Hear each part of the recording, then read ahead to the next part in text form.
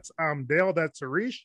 We're going to get things going here with some NFL draft talk. Harish, go ahead and get us started with your thoughts on how things went. It literally threw me for a curveball. I was so shocked that all the defensive players that were supposed to kind of go in the middle, like late rounds in the first round, I would say, middle of the first round, and then in the second round, were like drafted so high, so early on. And with the offensive like receivers and everything going later rounds, you're just like, what did we get the okie doke or something? Like, what happened here? And I kind of see what certain teams were doing. Like, I mean, they were kind of snatching up like who they felt can improve their team because they were struggling in certain areas. Like, what really threw me for a loop was the Giants. I mean, they got that guy from Oregon who was Kayvon Thibodeau. Yeah, Kayvon Thibodeau. I was shocked that he went that high. I mean, I didn't expect him to go that high, even though he's a great talent. It's just that I didn't expect him to go that high. The Philadelphia Eagles pulling the trigger on another defensive lineman. It's just like, and then all of a sudden, when you come down to the Commanders, everybody was like, Olave.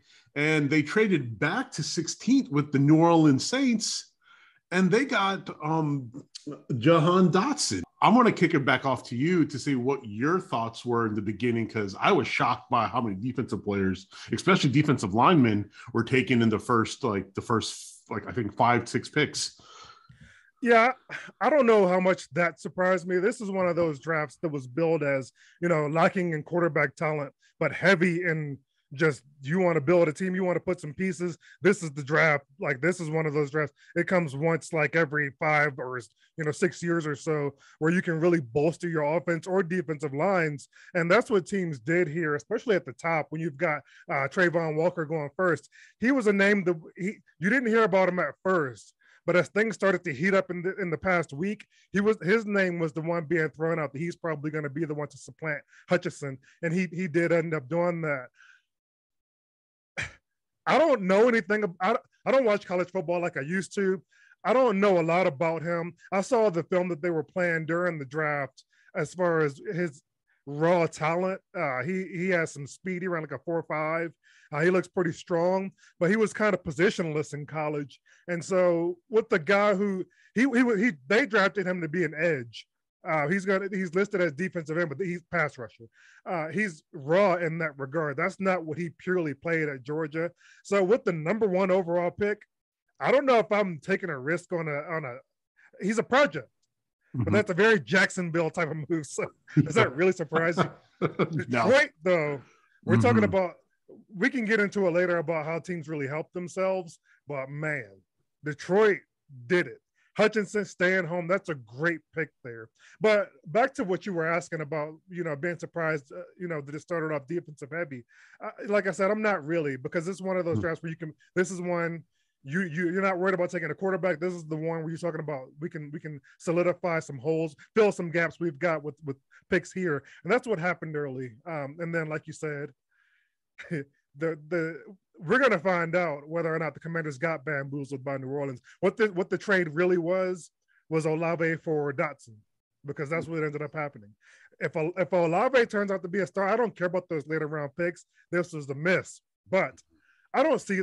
I can see Olave being a star. He's in a good situation down there with it. Michael Thomas is coming back, but who knows what you're going to get there. Olave is going to be expected to step in and be the guy. So their quarterback situation is in flux. But what I saw on Dotson, I never heard of it. I'm not going to lie. Never heard of him. You may have, being a Maryland fan, you may have seen you're a Maryland basketball fan, but you may have seen what he did to Maryland this year. I heard it was a bloodbath, but I'd never heard of him. His film looks great though.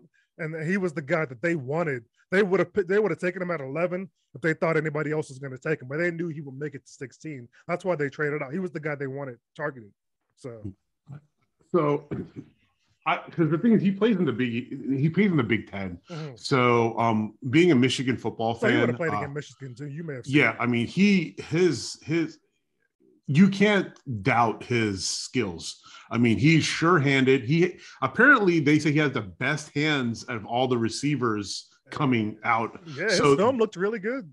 I mean, and you tweeted out like he makes bad plays look good, and that's a huge plus for any quarterback. He's gonna need that with Carson Wentz. You just took my next line is because they, and I also felt that like we could have still drafted Olave and probably him at the same time because he could have fell to the second round. I had a feeling, but maybe because like I said, I'd never heard of him. Yeah, no offense, Dotson. You please come on the show. But no offense, I'd never heard of it. But the funny thing is, I think they made a great move strategically, is because we were talking about do they want to move up or move down, and we're like, I mean, they can't move up, but there is a possibility of moving down. They got 2 extra picks. Yeah, they got 2 extra picks, and they got a guy. Even I think they were blowing smoke to everybody about Olave. And so New Orleans was like, oh my God, Olave's dropping to number 11, and maybe the Commanders may pick him at a number 11, and we're out of the guy that we really want. So I thought it was an okie doke, but I think the Commanders pulled an okie doke on New Orleans to be like, Dotson's a baller. I see. The thing is, I think he is going to be. I think he's the diamond in the rough out of all the receivers that were picked, because I think Olave, he's expected to do well. He's expected to do it. So is who's the guy from USC that got drafted? It was Drake London, and he is in a situation to succeed down there in Atlanta because they have nothing else. They have him and Kyle Pitts. That's it. He could catch over 100 balls this year.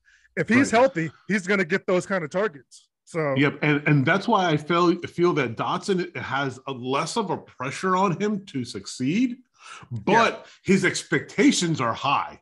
So when you're coming into a team that wants you to do really well, and they want you to not go outside of what you can be like, okay, the stress is there, but it's not overbearing because you do have Terry, you do have the other receivers, you do have certain pieces where he can come in. He can even be a kickoff returner he can be kickoff or punt. I hope not. So me neither. But I just feel that the pressure is on all of the other receivers that got drafted before him, and he can just play his game. And that's a very and I feel that Carson Wentz now has as we stated, they need to build around him. They need to give him as much weapons as they can, and I feel that he's like a Terry McLaurin number 2. His 40-yard dash, people are, 40. You have to throw that out the window because I don't believe in 40. 40 is just a dog. It's a dog and pony show. They just want to see how fast you can run in a straight line. Football is not in a straight line. Football is zigzagging, how you can get off. So as long as you can beat your man, he's home free, and he's done that numerous times in college.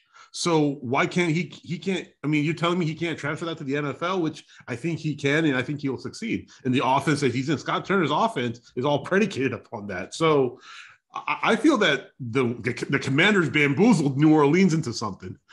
So that's what I say. When you say Scott Turner's offense, I'm hoping he's going to go back to the Norv style where it's run heavy and take that pressure off of Carson Wentz. I don't care about the weapons they have on the outside. I don't want Carson Wentz having to win the games. If it comes down to that, they're not going to be a winning team. But go ahead.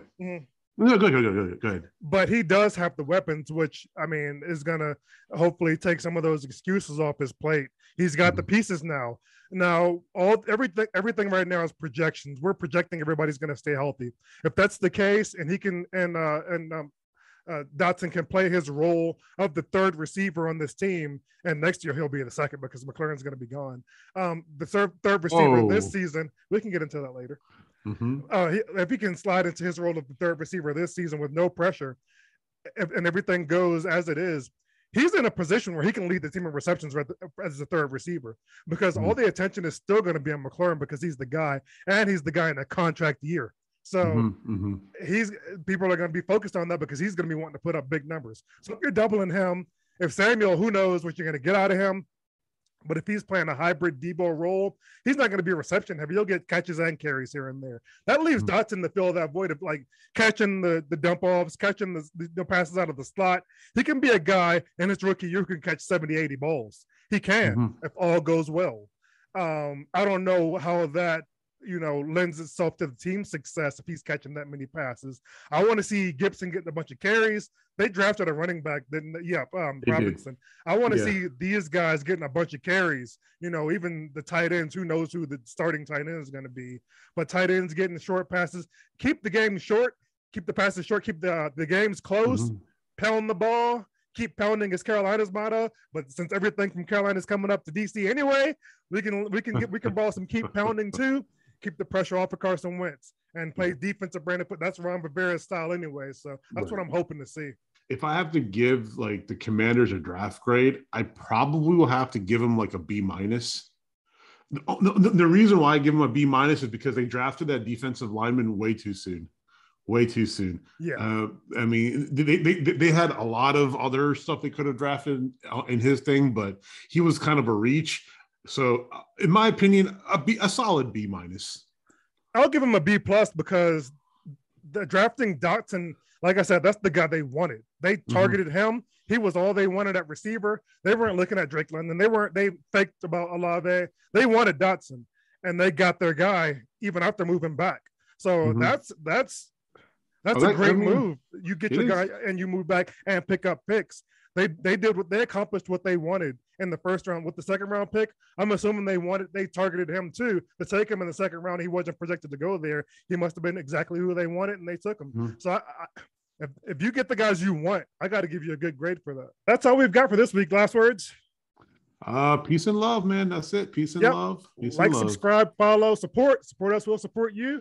Talking Hats, we are out for this week. Thank y'all for sticking with us. Peace out. Peace.